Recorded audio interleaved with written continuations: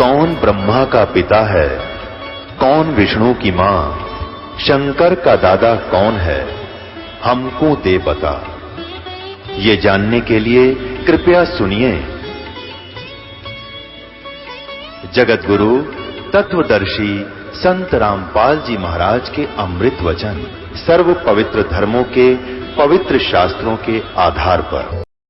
यहाँ तो परमात्मा के लिए वो प्यारी आत्मा आती है जो परमात्मा के अंश हैं, जो पिछले जन्मों से उनके चरणों में कहीं ना कहीं किसी ना किसी रूप में वो उनके साथ रहे हैं। अब वो पार हो नहीं पाया, भटक रहे हैं, उनको फिर परमात्मा अपने बच्चों को इकट्ठा कर रहा किसी ना किसी माध्यम से, कोई टीवी से, चैनल से, या किसी पुस्तक से, या किसी मित्र से, रिश्तेदार से, भाई बहन से अपना संदेश भिजवा कर इनको फिर शरण में ले रहा है।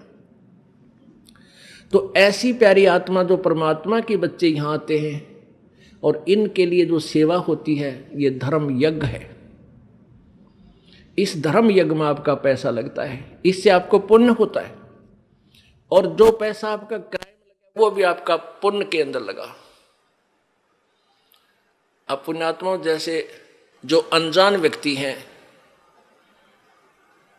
जिनको इस मार्ग का पता नहीं, वो मंगलवार को 100 रुपये का प्रसाद बांटनी है, वो तो वहीं तक सीमित है। हम भी ऐसे ही थे जब तक ज्ञान नहीं था।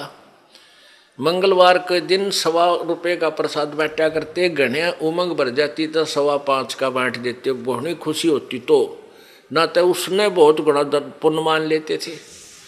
अब परमात्मा कहते हैं, जिन हर जैसा सुमरिया बैता को तैसा लाभे, ओसा प्यास न भागे ही जब लग दसे नहीं आबे। कहते हैं जिसने जैसा भगवान की भक्ति सेवा दान किया उसको उतना ही लाभ मिलेगा। ओस चाटन ते प्यास नहीं बुझ सकती, वो तो गिलास पीना पड़ेगा गट गट गट जब प्यास बुझेगी। तो ये जो स्वाप का प्रसाद 100 रुपया पल्ले बांध लिया, माता का हमारे नहीं हो जा, और ये छोटे मोटे जो दान हम करा करते, ये तो ओस चाटन वाली बात थी। और अब यहाँ आपने गिलास के गिलास पीने पड़ेंगे, और देगा वही परमात्मा। आप देखना खेल मालिक का भगवान क्या किया करता है। अभी तक हम परमात्मा से सुख लेने के लिए पहाड़ों पर चढ़ गए, बर्फों पर चल पड़े, मालिक वहाँ मिलेगा उस मंदिर में, हम चले गए वहाँ मिलेगा, वहाँ पहुँच गए, कोई संत मिला उसके पास जाने की चेष्टा की, लेकिन वो चीज़ नहीं मिली। अब आपको वो वस्तु मिलेगी जिसकी गुण गाया करते थे, जिसकी आपको चाह थी, तड़फ थी, और जिसके विषय में सदग्रंथ संकेत किया करते थे। भगवान ऐसा करता है, भगवान कोढ़ी को स्वस्थ कर देता है, अंधे को आंख दे सकता है, बांझ को पुत्र दे देता है, निर्धन को धनी बना दे, कंगाल को राजा बना दे, और हर तरह के सुख भगवान ही दिया करता है। तो वो परमात्मा आपको अब मिलेगा, वो ही आपको सुख मिलेंगे जो भगवान दिया करता है।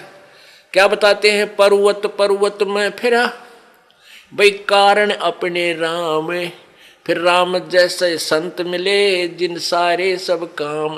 परमात्मा की चाह में अपने संकट निवारण के लिए पर्वत पर्वत घूमा फिरा, कहीं भगवान मिल जावे, और ऐसे संत मिल गए जहाँ मेरे वो भगवान जो काम करता है और वो काम वहाँ हो गए हमारे। तो कहते राम जैसे संत मिला जिन सारे सब काम। तो पुण्यात्मा यहाँ आपको वो सुख होंगे आप सोच नहीं सकते, क्योंकि हम भगवान इतनी तो समझते हैं कि भगवान हमें सर्व सुख दे सकता है, लेकिन वो हो कहीं से नहीं रहे थे। अब आपको यहाँ से वो सुख होंगे जो आप सोच नहीं सकते कि ऐसा क्या भगवान वर्तमान में भी कर रहा है। तो ऐसे संत मिले तो हमें वो सुख हुए। परमात्मा जैसे ही संत मिले जो परमात्मा सुख देता है, तो आपको इस दास के माध्यम से कबीर भगवान परमेश्वर जी आपको वो सुख देंगे जो भगवान दिया करता है, क्योंकि वो पूर्ण परमात्मा है। जो ऐसे व्यक्ति हैं जो इस तत्व ज्ञान से परिचित नहीं है, वो क्या कहते हैं, क्या सोचते हैं कि भी तुम जाते हो, महीने में 2 बार जाते हो, महीने में 1 बार जाते हो, किराया भी लगता है, काम भी आपका, कार्य भी आप छोड़कर जाते हो, तुम क्यों अपना नुकसान कर रहे हो। अब पुण्यात्माओं, अब उनको तो ज्ञान नहीं इस बात का, वो तो बालक है, अनजान है। जैसे एक कोई शहर का बाबू था,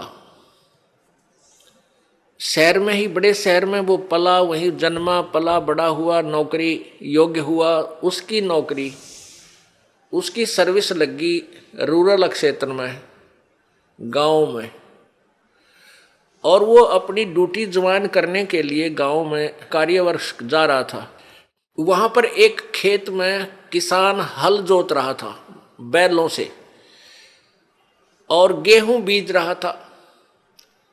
अब उस शहर के बाबूजी ने तो वो गेहूं अपने घर में देखे थे और एक ठेके में, एक टैंकी में, उसमें से माँ निकाल कर देती थी, नौकरानी आटा पिसवा लाती थी और माता बना के भोजन दे देती थी। वो बाबूजी खा कर और बड़ा हो गया था। उसने ये नहीं पता था ये गेहूं कैसे उत्पन्न होता है, कैसे बनता है।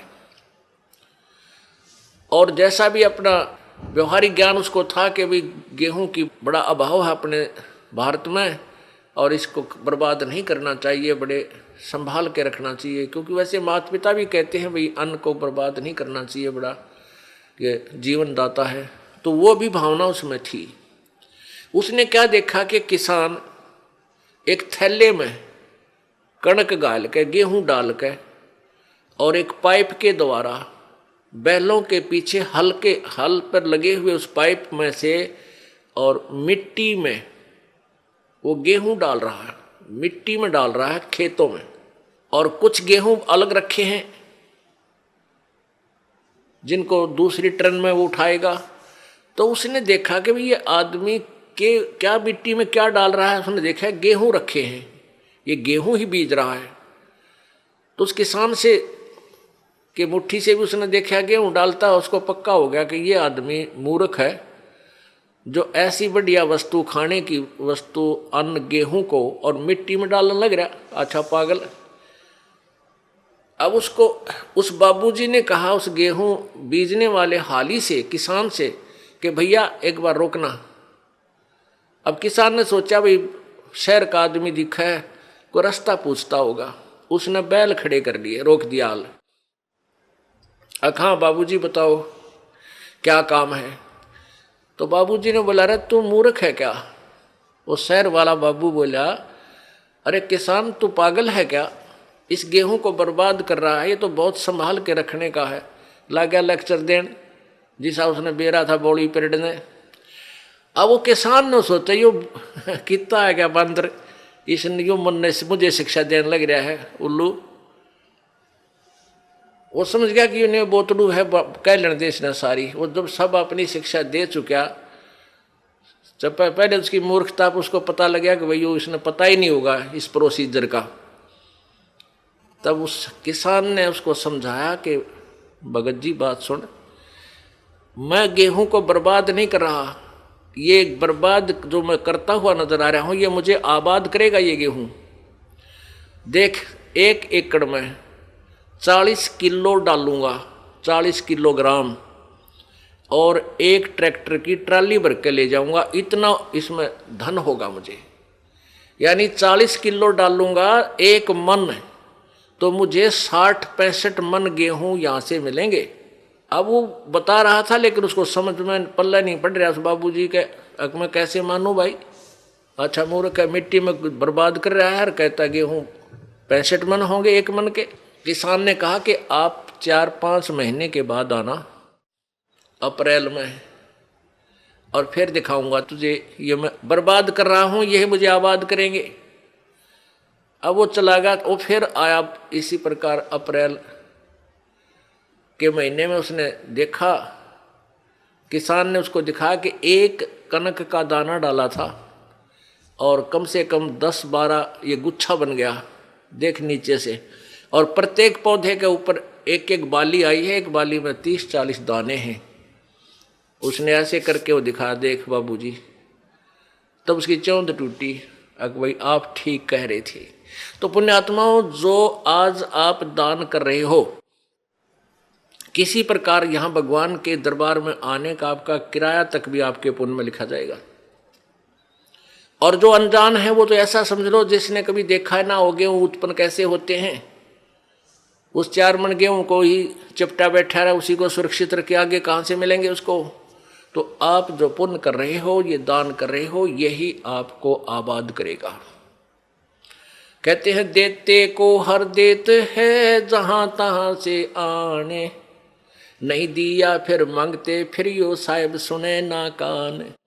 जिन्होंने देखो आज एक तो इतना गरीब है, फाइनेंशियली इतनी वित्तीय हालत उसकी कमजोर है कि रिक्शा चला रहा है,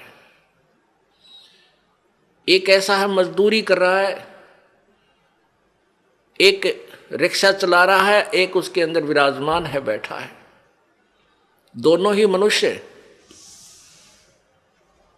तो पुण्यात्माओं, एक गाड़ी चला रहा है ड्राइवर, एक मालिक उसमें बैठा है और गाड़ी भी मालिक की है। तो इतना भेद यूं क्यों हो गया? क्योंकि पिछले जन्म जन्मांतरों की जैसी भी जिनकी भक्ति शक्ति है, जितना भी जिन्होंने पुण्य किया हुआ है, वो आज आपको ज्यों का त्यों दे रखा है। जिन्होंने पीछे कोई पुण्य किया नहीं, वो आज कंगाल है और एक एक पैसे को मांगते फिर रहे हैं। अब कोई नहीं सुना है, अब देते को हर देत है। जिन्होंने दान किया उनके ठाट ठाट कर रखे हैं। छोटा सा बच्चा बिजनेस में लग जाता है और चारों तरफ से उसके पूरी प्रोग्रेस हो जाती है, विकास होता है, क्योंकि उसने पिछले जन्म में पुण्य कर रखे, वो भगवान दे ही देगा, उसमें टोटा होने ना दे उसके। तो इस प्रकार अब आप जो दान करोगे, प्रथम तो आप इस बात से परिचित हो जाओगे कि अब जो दान करोगे उसका बेनिफिट केवल अगले जन्म में लेने की चाह मत रखना। आप जो भी पुण्य करोगे या भक्ति करोगे, अपना जन्म मृत्यु का रोग कटाने के लिए ही करना। फिर रही बात आपको यहाँ की सुविधाएं, ये तो अपने आप मिलेंगी। ये भक्ति का जो बाई प्रोडक्ट है, यहाँ की सुविधा तो आपको फ्री ऑफ कॉस्ट देगा। ये भक्ति की विधि ऐसी है, ये भक्ति का वो यथार्थ वे है, पूजा का साधन है, जिससे आपको यहाँ की सुविधाएं तो अपने आप मिलेंगी, मांगने की आवश्यकता नहीं पड़ेगी आपको। जैसे गेहूं बीज दिया किसान ने, अब किसान का प्रथम उद्देश्य है कि भाई गेहूं हो, मेरा बालक मेरा परिवार भूखा ना मरे, हम जीवित रहें, अन्न को खाएं। और उसके साथ फिर भूसा और बन गया, वो तूड़ा बन गया, तूड़ा जिसको चारा बोलते हैं पशुओं का, वो तो पहले बना। उसका उद्देश्य केवल ये था कि मुझे गेहूं मिले।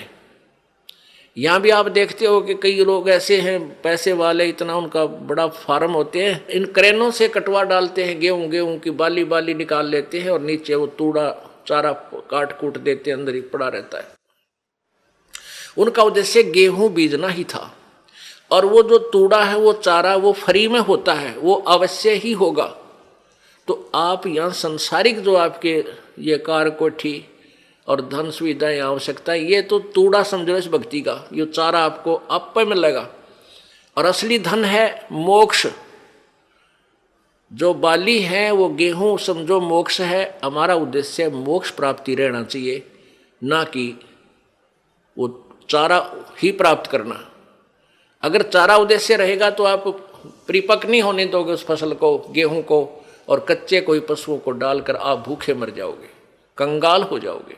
इसलिए हमने इस प्रोसीजर को पूरी तरह समझना है, और वो समझाने के लिए आपको यहाँ बुलाया जाता है। अब बताओ, हमने आपको यहाँ बुलाकर क्या क्या कराना है? कोई काम नहीं, कोई सेवा नहीं। सेवा तो हम आपको तैयार करें पावा सारी, बच्चे लग रहे हैं यहाँ, पुण्यात्मा जिनको पता लग रहा है कि ये सब अपने भाई हैं, सतलोक के वासी हैं। अब ये भूल भटक गई, यहाँ काल के जाल में फंसे हुए हैं, और इनकी जितनी हम सेवा करेंगे, ये मालिक के बच्चे हैं, परमात्मा लाभ देगा सेवा करने वालों को। और आपकी फिर यहाँ ऑपरेशन होगा मोतियाबिंद का। तुम कहाँ फंसे हुए हो, क्या करना था, यहाँ आए किस लिए थे, तुम कर क्या रहे हो, कोटि जन्म तन भर मत होगे, कुछ ना हाथ लग्या रे। कुकर शुकर खरबा बोरे, कौआ हंस बुगारे। करोड़ों जन्म हो गए तो आप जी ने यही कर्म करते हैं ना, अभी तक कुछ भी पल्ला ना पड़ा। आज कोई फैक्ट्री मालिक का मृत्यु हो जा, कल गधा बन गया, ओ तेरे की। फिर कभी मनुष्य जीवन मिला, फिर कोई पुण्य किया, फिर मनुष्य जीवन मिला, जब वो उसको फैक्ट्री मालिक बना देगा, और फिर मृत्यु। इस जन्म मृत्यु के रूपी रोग से मुक्त होने के लिए आप जी ने इस ज्ञान को समझकर इस भक्ति मार्ग को उसी उद्देश्य से ग्रहण करना चाहिए जो इसका मूल उद्देश्य है। देते को हर देत है, जहां तहां से आन, ना दिया वो मांगते फिरियो, साहेब सुने नहीं कान। अपने आत्मा आप कथा सुना करते थे कि द्रौपदी को नंगा करने लगे, उसका चीर उतारना चाहते थे और उसका चीर नहीं उतरा, उसको नी वस्त्र नहीं कर सके। उसके पास कौन सा जादू था, वो भी तो एक इंसान थी। और आप यहां देख रहे हो ना जाने कितनी बहन बेटियों के साथ बेइज्जतियां की जाती हैं, उनकी रक्षा क्यों नहीं होती? वो क्या वो पुकार नहीं करती आपत्ति में? क्या वो भगवान को याद नहीं करती उस समय जब उनके ऊपर आपत्ति आती है, कोई दुष्ट दुखी करता है? अवश्य करती हैं, लेकिन उनका पिछला कोई संस्कार पुण्य ऐसा नहीं जिसमें भगवान मदद कर सके। तो ये दुर्गति नकली संतों ने करवा रखी है हमारी, जो जिनके पास भक्ति मार्ग था नहीं, संत बन बैठे, उनके आधार पर ये भोली आत्मा उनको संत परम संत जान के वहां अपना जीवन बर्बाद करके भूत प्रेत बन गए, कोई गधा बन गया। अब ये इस परेशानी को उठा रहे हैं और साथ में और दोषी बन रहे हैं, दूसरों को सता कर ये पाप भूत बनकर भी पाप कमा रहे हैं, दूसरों को दुखी कर रहे हैं। अब यहाँ आने के बाद परमात्मा इनको सीधा कर देगा, अब पे भाग जाएंगे परमात्मा की भक्ति की में इतनी शक्ति होती है। अपने आत्माओं द्रौपदी जो थी उसकी रक्षा क्यों की भगवान ने? क्योंकि उसने पुण्य किया हुआ था। वो पुण्य कैसे किया था? एक समय परमात्मा कबीर जी परमेश्वर कहते 100 छल छिद्र मैं करूं अपने जन के काज, हरणाकुश उधर विदारिया और नरसिंह धर लिया साज। अपने आत्मा आपको कुछ दिनों समझ में आएगा कि ये नरसिंह कौन बना था। ये वो परम शक्ति आई थी पूर्ण परमात्मा, उसने नरसिंह रूप धर के और उस बालक भगत की प्रहलाद की रक्षा की थी और हिरण्यकशिपु का विनाश किया था। तो कहते मैं ऐसे नरसिंह रूप धारण कर लेता हूं, ऐसे ही वो परमात्मा अपनी प्यारी आत्माओं पर आने वाली आपदाओं भविष्य में जो आनी है उनको बचाने के लिए ना जाने कौन सी लीला कर दे। परमेश्वर कहते हैं हम चारों युगों में आते हैं, कबीर जी बताते हैं। सतयुग में हम सतसुकृत नाम से, त्रेता में मुनिंदर नाम से, द्वापर में करुणामय नाम से और कलयुग में वो कबीर नाम से आए। और उसके बीच में भी वो परमात्मा अन्य रूप बना करके कुछ समय कहीं रह करके लीला कर जाते हैं। ऐसे ही वो परमेश्वर, अब हम यहां आपको उसी दृष्टिकोण से बताएंगे। परमेश्वर एक संत की लीला कर रहे थे और वो संत आंखों से अंधा था। उसके पास केवल एक लंगोट था, कोपीन थी। गंगा पर स्नान करने के लिए गंगा में प्रवेश कर लिया। अब सुबह का समय था, मुंह अंधेरा था, उसमें जाकर के गंगा में स्नान करने लगा। उसी समय द्रौपदी अपने पिता के घर पर थी, वो कंवारी थी, उसकी शादी नहीं हुई थी। सहेलियों के साथ स्नान करने के लिए गंगा पर जाती थी। गंगा के किनारे उसके पिताजी ने एक जनाना घाट बना रखा था, यानी वहाँ एक स्नान गृह बना रखा था लड़कियों के नहाने का। तो द्रौपदी की सहेलियाँ और द्रौपदी वहाँ स्नान करने प्रतिदिन जाया करती थी। अब जो ही वो लड़कियाँ स्नान करने के लिए गई तो लड़कियाँ की आवाज़ें एक दूसरे से बातें करती हुई चलती हैं, दूर तक पता चल जाता है लड़कियां जा रही हैं। तो उस संत ने सोचा कि भाई लड़कियां स्नान करने के लिए यहाँ आ रही हैं और यहाँ अवश्य कोई घाट है और तू तो गलत जगह आ गया, जनाना घाट के पास आकर तू स्नान करने लग गया। इस शर्म के मारे उसके तन पर केवल एक कोपीन थी, पर्दे पर लंगोट था ओनली। इस शर्म के मारे वो दरिया में गहरा चला गया और छाती पानी में, इतने पानी में अंदर प्रवेश कर गया। अब द्रौपदी ने देखा कि साधु संत स्नान कर रहा है, साधु भक्त। और पुण्यात्माओं, भगत के अंदर एक विशेष प्रेरणा होती है, क्योंकि हमें पता है कि परमात्मा ना जाने किस रूप में कहाँ दर्शन दे दे। तो पुण्यात्मा के अंदर संत की वेशभूषा में परमात्मा दिखाई दे जाता है। वो सोच लेता है साधु है, भक्त है, भगवान की चर्चा करता है, इसके पास बैठ कर कुछ देर भगवान की चर्चा करेंगे। तो द्रौपदी ने इस दृष्टिकोण से देखा कि साधु मिल गया सुबह सुबह और इससे भगवान की चर्चा करेंगी। उसने देखा कि स्नान कर रहा है, हम भी स्नान कर लेती हैं। कहते हैं साधु दर्शन राम का मुख पर बसे सुहाग, और दर्श उन्हीं को होते हैं जिनके पूर्ण भाग। कबीरा दर्शन संत का परमात्मा आवे याद, और लेखे में वाए गड़ी बाकी का समय व्यर्थ बाद। अपने आत्मा जितना समय आपको मालिक ने आने का दिया है, चर्चा सुनने के दिया है, ये एक विशेष घड़ी है आपकी, एक विशेष समय है। ये आपके बहुत अच्छे अकाउंट में, गुड अकाउंट में लिखा जाएगा। तो इस दृष्टिकोण से लड़की स्नान करने लगी, वो द्रौपदी जी भी स्नान करने लगी। स्नान करने के घंटा आध पौन घंटा उन्हें लगा, बाहर आए, देखा कि साधु चला तो नहीं गया है। तो द्रौपदी ने क्या देखा कि साधु स्नान नहीं कर रहा है, वो तो ऐसे कोई वस्तु खोज रहा है। फिर उसने देखा ध्यान से कि इस महात्मा की तो बाहर पटड़ी पर कोई वस्त्र नहीं है, और लगता है इसकी कोपीन, पर्दे का कपड़ा इसका बह गया।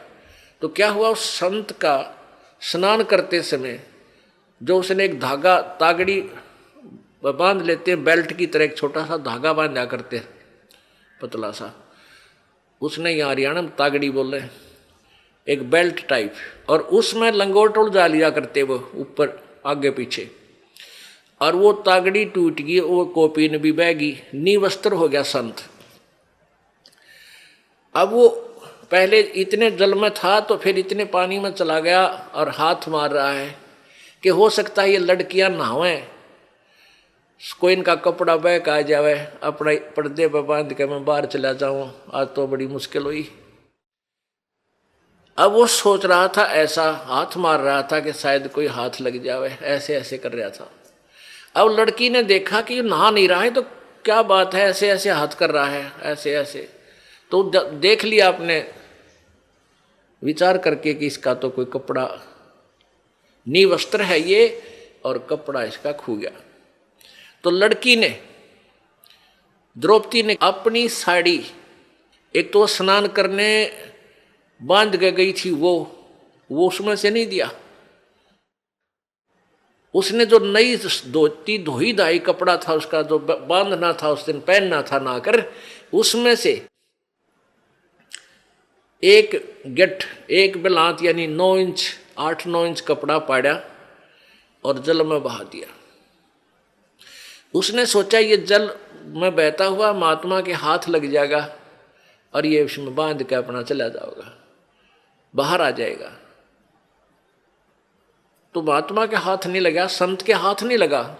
उसने फिर दूसरा कपड़ा पाड़ कर डाला, फिर तीसरी ऐसे ही एक स्ट्रिप सी पाड़ी, टुकड़ा पाड़ा कपड़े का साड़ी से, फिर डाला।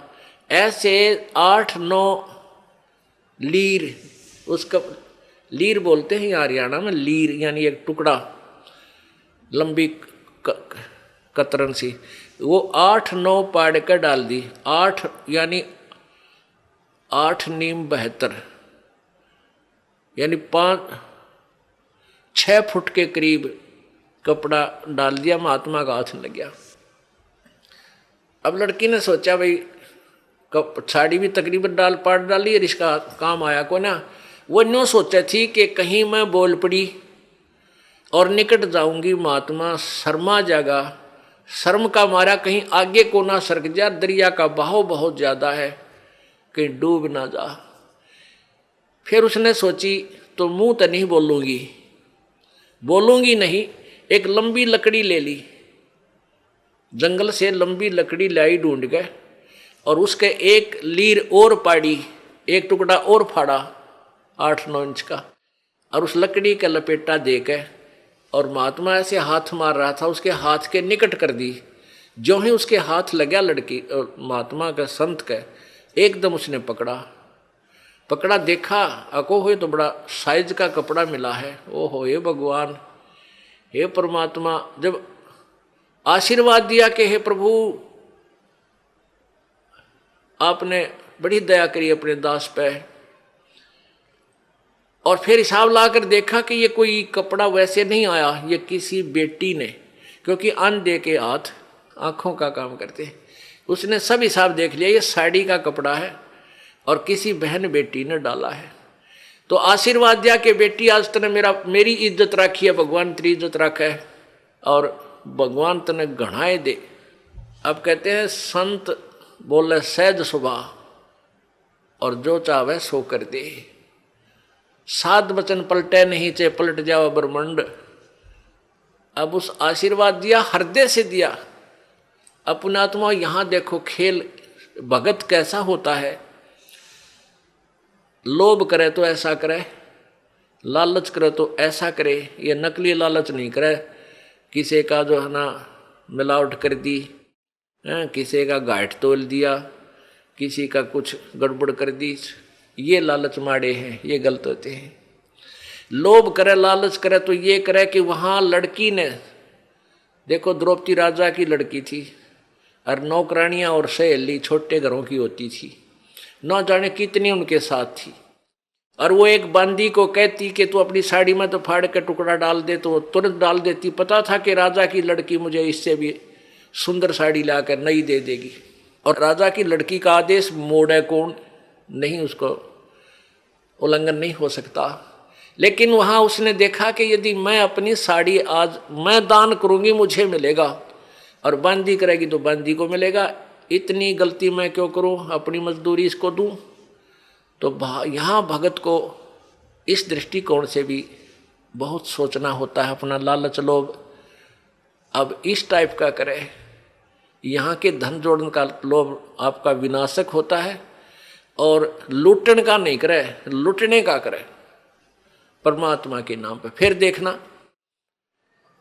अब वहां तो वो अपने घर चलेगी, संत चले गए, द्रौपदी का ब्याह हो गया। विवाह होने के बाद फिर राजा युधिष्ठिर ने एक महल बनाया शीशे का। द्रौपदी 5 पांडवों की साजली पत्नी मां के आशीर्वाद से होगी। उधर से दुर्योधन जो था वो धृतराष्ट्र का पुत्र था, और युधिष्ठिर अर्जुन हर का चचेरा भाई था, यानी ताऊ का लड़के थे। अब धृतराष्ट्र अंधा था, पांडव उनका पिता जो था युधिष्ठिर का वो अंधा नहीं था, तो उसको बड़े भाई को वैसे राज, बड़े बेटे को राज मिलता है, धृतराष्ट्र को राज नहीं मिला था इस कारण से, अंधा होने के कारण। इसलिए युधिष्ठिर के पिताजी को राज्य प्राप्त हुआ था। उधर से दुर्योधन ईर्षा रखता था कि ये राज्य हमें क्यों नहीं मिला। उधर क्या हुआ कि जब इन पांडवों ने अर्जुन हर ने एक महल बनाया शीशे का, काफी शीशा लगा हुआ था, अधिकतर उसमें आर पार पारदर्शक।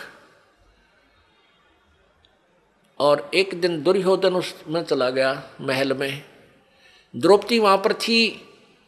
उसने देखा कि दुर्योधन की टक्कर लगी, शीशा दिखा कोनी, टक्कर लगी तो एकदम वो ऐसे गिरता हुआ मुश्किल से बचा। और द्रौपदी ने हंस के मजाक करते हैं जैसे अपने छोटे पति के छोटे भाई से यानी देवर से मजाक कर दिया, कहा कि अंधों की संतान अंधी ही होती है। अब उसने कहा था एक हंसी मजाक में, और वो मान गया दुख गणा। इस बात को सुनकर उसके तनमन में आग लग गई और उसका प्रतिशोध लेने की सोचने लग गया।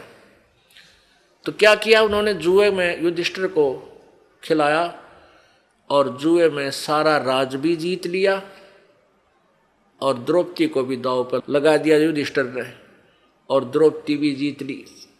अपने आत्माओं हम जिनके गुण गावें, इस महाभारत ने पढ़ कर हम राजी होया करते, प्रसन्न होते थे, हमें कोई पुण्य मिलेगा। इनकी कहानी पढ़ कर देखा तो हे भगवान बता, ऐसा भी कोई निकम्मा होगा अपनी पत्नी ने जुए पर ला दे। इनके सारे इतिहास इतने बेकार और हम इन न पढ़ा करते, इनसे हम क्या शिक्षा लेते? आगे देखना क्या होगा इनका, इस कथा के अंदर आपको बहुत निष्कर्ष मिलेगा। अब उधर से एक नौकरानी भागी आई दौड़ी दौड़ी। दुर्योधन ने कहा कि जाओ लाओ उस अर्जुन की पत्नी को यहां बैठाओ, मेरी जांग पे लाके नंगी करके। देख कितनी बेहुदी बात, और भरी सभा में।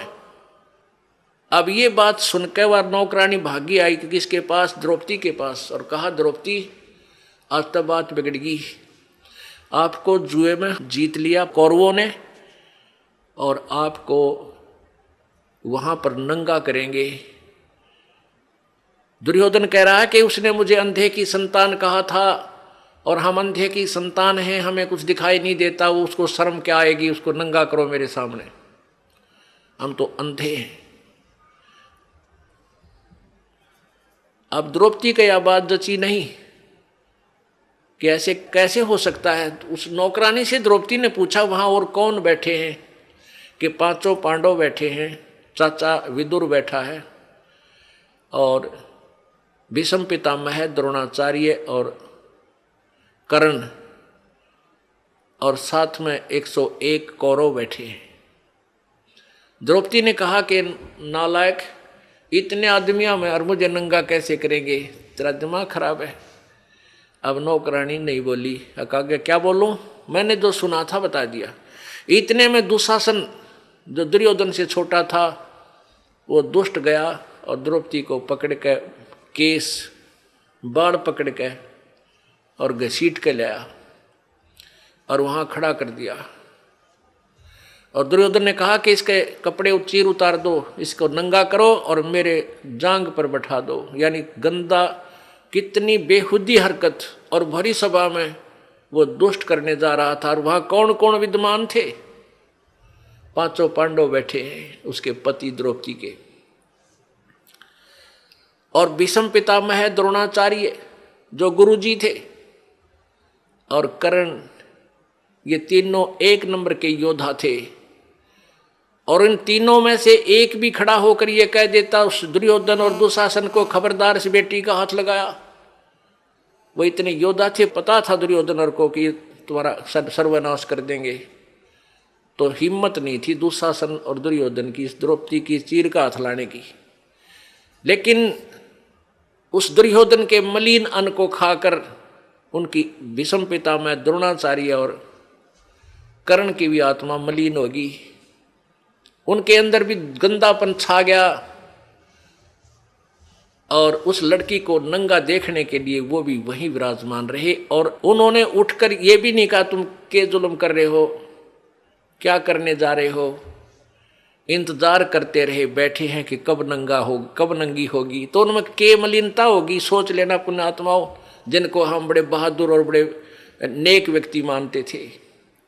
उस पूरी सभा में जब उसने देखा अपने 5 पांडवों की तरफ, 5 पांडवों की ओर देखा कि ये अभी इन कौरवों को सीधा कर देंगे, मेरी बेइज्जती को नहीं देख सकते। लेकिन वो बंध चुके थे, वो उसको दांव पर लगा चुके थे, वो मर्यादा में बंद कर बैठ गए थे। उन्होंने भी ऊपर को नहीं देखा। जब द्रौपदी ने पुकारा मेरी रक्षा करो, 5 पांडव नीचे जमीन पर ऐसे गर्दन करके और ऐसे जमीन खोदने लगे। फिर भीष्म पितामह द्रोणाचार्य और कर्ण से पुकारा कि मेरी रक्षा करो। वो तीनों ने भी कोई उत्तर नहीं दिया, कोई रिस्पॉन्स नहीं दिया। केवल एक विदुर था जो भक्ति बीज था, जो एक पुण्य आत्मा था। वो खड़ा हुआ और दुशासन से कहा कि दुशासन, अरे दुर्योधन, तुम किसकी बेइज्जती कर रहे हो? अपने ही परिवार की। अरे पांडवों की बहू और कौरवों की बहू में क्या अंतर है? दुनिया के कहेगी अपनी इज्जत आप पे उतार रहे हो, तुमने कुछ शर्म आनी चाहिए, कुछ लज्जा करो। तो दुर्योधन ने कहा दुशासन इसका दर्दे दो दड़ाक, यो तो भाई सदा पांडवों की तरफ बोलता है, ये चाचा नहीं दुश्मन है, ये इन्हीं का चमचा है, इन्हीं की ओर बोलता है। अब दुशासन ने अपने चाचा के थप्पड़ मारा और कहा कि तू तो इन्हीं की ओर बोलता हमेशा, हमारा तने कभी पक्ष नहीं लिया। तो विदुर जी वहाँ से उठकर चल पड़े। पुण्यात्माओं, जो भगवान से डरने वाले इंसान होते हैं वो न तो अत्याचार देख सकते और ना सहन कर सकते हैं। अब उसने देखा कि यहाँ तेरी बात नहीं चली, कहनी थी वह कह दी। पंचायत में जो पुण्यात्मा भगवान से डरने वाले हों उन पंचायतियों ने स्पष्ट बात कह देनी चाहिए, इसको मानना चाहिए मत मानना, नहीं तो वो दोषी हो जाते हैं। तो विदुर ने अपने जो कहना था वो कह दिया कि ये गलत कर रहे हो, तुमने ऐसा नहीं करना चाहिए। तो उसमें विदुर को उन्होंने थप्पड़ मार दिया, लज्जित किया, विदुर उठकर चला गया। अब क्या बताते हैं, विदुर कहे ये बंधु थारा, एक कुल एक परिवारा। विदुर के मुख पर लगा थपेड़ा, तू तो है पांडवों का चेहरा, तू तो है बांदी का जाया। भीष्म द्रोण और कर्ण मुस्काया। अपने आत्मा इनके इतिहास देखना, जिनको हम बड़े महान आत्मा समझ कहा करते, भीष्म दादा भीष्म। अब जब उसने थप्पड़ मारा दुशासन ने अपने चाचा कर ने बोला तो बांदी का जाया है, बांदी का जाम है, तेरे अंदर तो ये हीन भावना ही रहेगी, तो सूरवीर थोड़ा ही है। तो उस बात के ऊपर वो तीनों हंसने लगे। कौन? भीष्म पितामह, द्रोणाचार्य और कर्ण। जबकि उन्हें खड़ा होकर कह देना चाहिए था, बेशर्म तेरे शर्म ने अपने चाचा पर हाथ उठा दिया, अपने बाप का मार दिया, तेरे चाचा का मार दिया, तो ये सोच। लेकिन वहाँ दांदरे का डर लागे, दायतरे का है और उन्हें धमकाना चाहिए था अपने उस बच्चे को। तो पुण्यात्माओं, इस काल के जाल को ऐसे समझा जाएगा। अब वो तीनों हंसने लगे। जब द्रौपदी ने देखा कि ये दांदरे काट रहे हैं, ये किसकी मदद करेंगे तेरी, जब उसने प्रार्थना भी करी मेरी रक्षा करो, नीचे को गर्दन कर ली और बैठे रहे। अगर भीष्म पितामह द्रोणाचार्य कर्ण के मन में दोष नहीं होता, उठकर चले जाते, और उधर से दुशासन चीर पकड़ कर उसको नंगी करने के लिए तैयार है और वो बैठे वहां पर। तो पुण्यात्माओं, जैसे हम संसारिक लोगों का सहारा जब तक लेते हैं वो सहारा पूर्ण नहीं होता, कच्चा होता है। जैसे हम किसी अच्छा रिश्तेदार है, पैसे वाला है, हम उसको अपना मान कर काख पीटते हैं, भाई हमारा रिश्तेदार बड़ा साहूकार है। उस साहूकार रिश्तेदार पर 20,000 रुपये ले आओ एक बार उधारे, और वो दो वर्ष मत देना, और फिर जाना उससे मांगने, जा अपने चाह ने भी टोक लेते हैं, नुका पैसे दे मेरे पहले वाले। अब वहीं पता लग लेगा कि और उधारे दिए वो तो, और ऐसा इतना जता देगा, उठाया जाना रखा जा। और दूसरे मान लिया आप किसी मंत्री, मुख्यमंत्री, प्रधानमंत्री की आड़ में, अन्यों सोच लो हम तो बहुत कुछ प्राप्त कर लिया, कल ना उसकी टिकट कट जा, मृत्यु हो जा, या वो पद पर ना रहे, फिर क्या, ये सहारा कहाँ गया। तो हमने वो एक ही सहारा चाहिए जो मालिक का स्थायी है, जो कभी हमारा साथ नहीं छोड़ सकता। तो जब तक हम संसारिक लोगों का आश्रय तकते हैं तो परमात्मा मदद नहीं करता, साइलेंट रहता है भगत के लिए। वैसे तो जो अपना किया वो कर्म भोग ही रहा है। जब द्रौपदी ने देख लिया भाई ना तो ये 500 पांडव शीश ऊपर न कर रहे, क्योंकि ये बंध गए, इन्होंने जिता दिया मेरे को, अब ये मर्यादा में बंध गए। और भीष्म पितामह द्रोणाचार्य और कर्ण ये इसका रोटी खा के इस दुष्ट की ये बंध गए, अब किस तो पुकार करूं। तब उसने जब इंसान का संसारिक सहारा समाप्त हो जाता है, जब भगवान याद करता है परमात्मा अब तो तू ही है मेरा। अरे भले आदमी, पहले भी यही था, तेरा भूल थी, तुम इनको अपना मान रहा था जो तेरे नहीं थे। ये स्थायी सहारा नहीं था जिनको तूने अपना जो है सहारा माना था। तो जब उसने पुकार करी है परमात्मा, जब देख लिया कोई रक्षा करनी नहीं, तेरी बेइज्जती होगी, जुल्म हो गया, तो इतना मनंगी होगी। अब बेटी ने यह सबसे बड़ी चिंता होती है, सबसे बड़ा दुख है इसकी जीवन का। तो एकदम उसने हृदय से पुकारा, आत्मा रोई। पुण्यात्मा रोते सभी हैं आपत्ति में, लेकिन क्या होता है कि यहाँ आत्मा की पुकार परमात्मा पूर्ण ब्रह्म सुनता है, मन की बकवाद नहीं सुनता। मन तो पता नहीं क्या क्या मांगे, कदे गाड़ी मांगे, कदे कार, कदे रेल मांग ले, इसका नहीं मेरा के मांगे। और आत्मा मांगेगी आपत्ति में खास चीज जो जरूरत होगी उसकी, तो आत्मा के साथ देता है। तो जो ही उसकी आत्मा की पुकार, और यहाँ एक धर्मराज बना रखा है इस ज्योति निरंजन ने, और उस धर्मराज के पास न्यायाधीश के उसमें कंप्यूटर में यानी सबके पुण्य डिपॉजिट होते हैं, जिसका जैसा पुण्य बना है शुभ कर्म। तो जो ही उस भक्त आत्मा ने पुकार की, तो उसी समय द्रौपदी की जो पुकार थी वो धर्मराज के दरबार में गई, और वहाँ एकदम वही कंप्यूटर की वो फाइल खुल गई द्रौपदी वाले प्राणी की, जीव की। तो धर्मराज ने देखा भाई आपत्ति आई है इस आत्मा पर देखो इसका कोई मदद बन सकती है कि नहीं। उसने जो ही उस कंप्यूटर में देखा तो एक संत, परम संत को इसने बगैर किसी डिमांड के, नी इच्छा के, एक इम्पोर्टेंट दान कर रखा है, पूरी साड़ी की साड़ी दान कर रखी है, और संत ने उसके प्रतिफल में एक आशीर्वाद दिया है, और इसके प्रतिफल में मैं इसका खूब मदद कर सकता हूं। तो वहां से वो बटन ऑन कर देता है। तो क्या होता है कि यहाँ पांचों पांडवों के जो आध्यात्मिक गुरु थे वो श्री कृष्ण जी थे। पुण्यात्माओं, जैसे भी जिस भी इष्ट की जिसने भक्ति करनी है उसका गुरु अवश्य होना चाहिए, तभी उसको कुछ राहत ईश्वरीय एक्स्ट्रा ऐड मिलती है। तो उधर से वो धर्मराज के दरबार से, और वो जो पुण्य था वो आया श्री कृष्ण जी के अंतःकरण में, उसके कंप्यूटर में टक्कर मारी आकर एकदम। और ये सब लीला पूर्ण ब्रह्म करवाता है, कबीर भगवान करता है। उसमें श्री कृष्ण जी अपनी पत्नी रुक्मणी के साथ अपने महल में शतरंज खेल रहा था। अब इस बात को समझना पुण्यात्माओं, क्योंकि आध्यात्मिक ज्ञान है, बड़ी गहराई से सोचना पड़ेगा आपने कि हम किसको कर्ता मान रहे थे, वास्तव में करता है कौन। तो जब वो रुक्मणी के साथ वो खेल रहा था शतरंज, तो उसमें पासे डालते हैं ऐसे, और पासे डालते डालते कोई शब्द बोलते हैं, कच्चे 11 पक्के 12 पौ 12, या जैसा भी कोई ऐसा बोलते, ले ऐसे बोलता हूँ मैं, ऐसे मांगता हूँ। वो मिलते क्या हैं ओड़े सोड़े हो, वो बाद की बात है। तो जो ही श्री कृष्ण जी ने पासे डाले, उधर से वो कंप्यूटर धर्मराज के दरबार से कंप्यूटर से रिफ्लेक्स होकर के वो पुण्य आया श्री कृष्ण जी के पास, और एकदम श्री कृष्ण उसमें पावर आई, एकदम श्री कृष्ण जी का हाथ ऐसे आकड़ गया। पौ 12 नहीं बोला, कच्चे 12 18 नहीं बोला, हाथ ऐसे करके कहने लगा अनंत।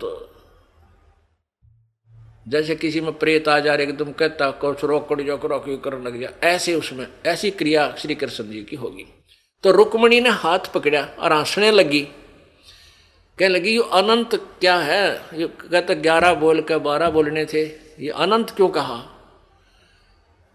तो वहां श्री कृष्ण जी ने के अंदर वो चेतना दी काल परमात्मा ने। अब क्या बोली वो पावर जो श्री कृष्ण जी के अंदर आई थी, रुक्मणी कर पकड़ा मुस्काई, हाथ पकड़ के हंसन लगी, और अनंत कहा, मोकू समझाई, ये अनंत क्यों कहा तूने मुझे समझा। अब कहते हैं दुशासन ने द्रौपदी पकड़ी और हमारी भक्ति सकल में सिकरी, जय हमारी भक्त पिछोड़ी होई तो हमारा नाम न लेवे कोई। तंदे ही से पासा डारी, वो तो वहां खेल रहा है, फिर पासे खेलने लग गया इतना कह के। तो वहां से वो शक्ति, वहां से जैसे अब यहाँ कंप्यूटर आजकल जो चल पड़े हैं, इनसे बहुत कुछ राहत हमें आध्यात्मिक ज्ञान सुनने में मिलती है। जैसे कंप्यूटर लिखने वाले क्या करते हैं, एक पॉइंट से लेते हैं, फिर उससे आगे उसका लेखन कार्य उसी से करते हैं, कितना कर लो जाए। तो ऐसे वहां से वो शक्ति फिर वो परमात्मा सूक्ष्म रूप धार के कबीर भगवान गुरु मर्यादा को रखते हुए वो पूर्ण ब्रह्म सूक्ष्म रूप धारण करके और श्री कृष्ण रूप बना के द्रौपदी के शीश के ऊपर आकर विराजमान हो गया। बाहर पीछे से ऐसे कर दिया, आशीर्वाद दिया पीछे खड़ा होकर के, किसी को नहीं दिखाई दे रहा। कहते हैं तंदे ही से पासा डारी पहुंचे सूक्ष्म रूप मुरारी खेचत खेचत खेच कसीसा सिर पर बैठे हैं जगदीशा। द्रौपद सुता को दीने लीर ताके अंत बढ़ाए चीर। उस अंधे को कौपीन दी थी। द्रौपद सुता को दीने लीर एक टुकड़ा दिया था साड़ी का और जाके अंत बढ़ाए चीर। अब खेचत खेचत खेच कसीसा सिर पर बैठे हैं जगदीशा। द्रौपद सुता के चीर बढ़ाए शंख असंख हो पार नहीं पाए। अब दुशासन ने खूब जोर लगा लिया, अपनी तरफ से खींच खींच कर ढेर लाग गया वहां साड़ी का, अंत नहीं आया। दुशासन इतना तगड़ा बताते हैं कि कई हजार हाथियों की ताकत, इतना जैसे आजकल हॉर्स पावर से बिजली की ताकत नापते हैं ना, उसमें आदमियों की ताकत एलिफेंट पावर से नापा करते हैं। तो 1000 एलिफेंट पावर का था वो दुशासन। और द्रौपदी एक कोमल सी बेटी, भक्ति की शक्ति के सामने वो राक्षस फीका पड़ गया। उस कोमल कमल के फूल जैसी उस लड़की का वो पत्ता भी नहीं तोड़ सका, यानी उसका कुछ नहीं बिगाड़ सका। तो जिन्होंने प्रभु का आश्रय लिया है विधिवत, तो उनको कहते हैं देते को हर देत है। जहां तहां से आन और ना दिया वह मांगते फिरी हो, फिर परमात्मा सुने नहीं कहा। तो पुण्यात्मा, अब जैसा भी आप पुण्य धर्म करते हो वो आपके गुड अकाउंट में लिखा जाता है। जब तक आप परम संत पूर्ण परमात्मा की शरण में नहीं आते तब तक आपके जो पुण्य डिपॉजिट भी होते हैं वो भी काल यहीं बर्बाद करवा देता है।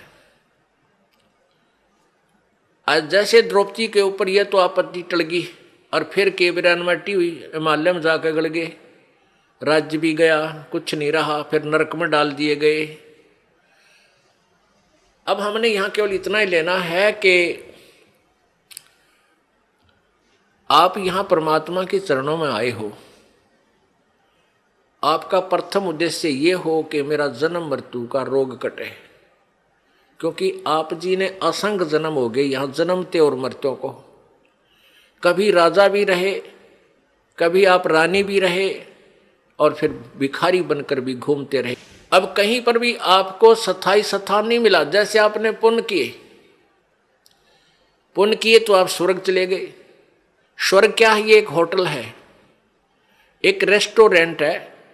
जैसे कुल्लू और मनाली, शिमला, गर्मियों के दिनों में साहूकार लोग 10-20 हजार 50 हजार रुपये ले जाते हैं और 1 महीना 2 महीने वहाँ होटल में कमरा किराए पर लेकर और वहाँ रहते हैं, ठाठ करते हैं, घूमते हैं, फिरते हैं। बड़ी ठंडा मौसम होता है, हिली स्टेशन है और लेकिन वो पैसे जेब से उन्हीं के लग रहे हैं, होटल का किराया, खाने का खर्चा। जब वो 2 महीना वो 50 हजार रुपये खर्च हो जाते हैं परिवार के, तो फिर वो अपने कर्म क्षेत्र में आ जाते हैं कंगाल होकर। और फिर अगले सीजन में क्या पता सूत बैठे 50 हजार सेविंग हो उनका ना हो। तो इस प्रकार जब आप यहाँ कोई साधना करते हो, जब तक ये सच साधना आपको नहीं मिली, अपने पुण्य के आधार से स्वर्ग चले गए।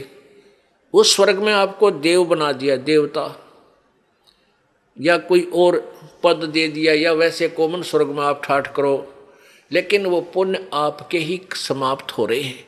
जिस दिन आपकी पुण्य पूंजी समाप्त हो जाएगी उसी दिन आपको वहां से, जैसे यहाँ से मार दिया जाता है, वहां भी आपको मार दिया जाएगा। अचानक मृत्यु होगी, तुरंत नरक में, फिर नरक में डाले जाओगे। तो इस झंझट से पीछा छुटवाने के लिए आपको ये परमेश्वर कबीर जी की शरण लेनी पड़ेगी। और इन नकली कबीर पंथियों संतों से भी आपका काम नहीं चलेगा, क्योंकि उनके पास यथार्थ भक्ति विधि नहीं है, परमात्मा का यथार्थ ज्ञान नहीं है। तो पूर्ण संत से और जिसके पास वो मोक्ष जड़ी हो, वो मंत्र है सतनाम और सारनाम, वही आपको इस जन्म और मृत्यु के झंझट से छुटा सकता है। तो वो जड़ी इस दास को परमात्मा ने दे रखी है। आप अब शिक्षित समाज है, पढ़ा लिखा एजुकेटेड जो है ना पूरा समाज हो गया है, बहन बेटी भाई। अब आप इस तत्व ज्ञान को जो दास आपको बताता है, जो परमेश्वर ने इस दास को बताया है, सदग्रंथों में विद्यमान है, इसकी तुलना करो आपके गुरुजियों के ज्ञान से और फिर देखो वो अधूरे हैं या पूरे। टोटली इनकम्प्लीट पाओगे आपको, सारे नकली कति टोटली पूरे पृथ्वी पे। आप इस बात को अभिमान मत समझना, इसको तत्व ज्ञान समझना, ये सच्चाई समझना। अभिमान नहीं करता ये दास, क्योंकि अभिमान तो वो इंसान करे जिसका कुछ अपना कोई योगदान हो। ये तो परमेश्वर कबीर जी का दिया हुआ ज्ञान है, दास को उन्होंने बुद्धि दे दी और आपको बता रहा हूं समझा के, इतना ही मेरा योगदान है। तो किसी के पास भी पृथ्वी पे आज मोक्ष मार्ग नहीं है, वो केवल इस दास के पास है। और आप भी इसको ग्रहण करो और अपने जो भी आपका साथी है, बहन भाई है, मित्र है, रिश्तेदार है, उनको भी समझाओ और ये नाम उनको दिलाओ, कल्याण करवाओ। बोलो सतगुरुदेव। परम पिता परमात्मा, सारी सृष्टि के रचनहार, कुल मालिक कबीर परमेश्वर, कबीर देव, कबीर साहब अपनी प्यारी आत्माओं को काल के जाल को समझाने के लिए आप ही इस पृथ्वी लोक पर आते हैं। जब वो यहाँ आते हैं, अपने तत्व ज्ञान को प्रचार करते हैं, उसमें हम परमात्मा को पहचान नहीं पाते, क्योंकि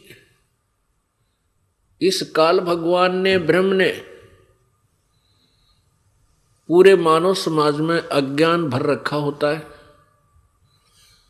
उस अज्ञान आधार से अज्ञानी ऋषियों, संतों और गुरुओं ने परमात्मा को निराकार बता रखा होता है। उस सिद्धांत के आधार से हम परमात्मा को निराकार मानते रहते हैं और जब परमेश्वर इस धरातल पर आते हैं हम उसको पहचान नहीं पाते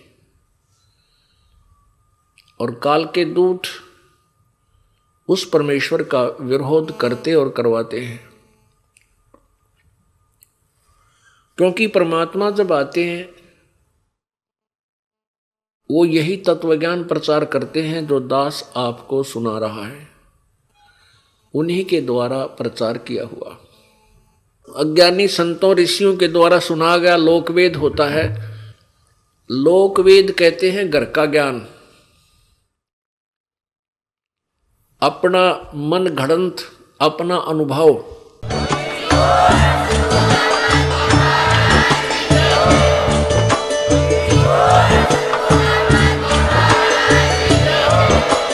आप सुन रहे थे जगत गुरु तत्वदर्शी संत रामपाल जी महाराज जी के मंगल प्रवचन। अधिक जानकारी के लिए विजिट कीजिए हमारी वेबसाइट www.jagatgururampalji.org। संत रामपाल जी महाराज जी के शुभ आशीर्वाद से पूरे विश्व भर में 500 से भी ज्यादा नाम दीक्षा केंद्र हैं, जिन पर संत रामपाल जी महाराज जी द्वारा ऑनलाइन निःशुल्क नाम दीक्षा दी जा रही है। अपने नजदीकी नाम दीक्षा केंद्र का पता करने के लिए संपर्क करें 8222880541।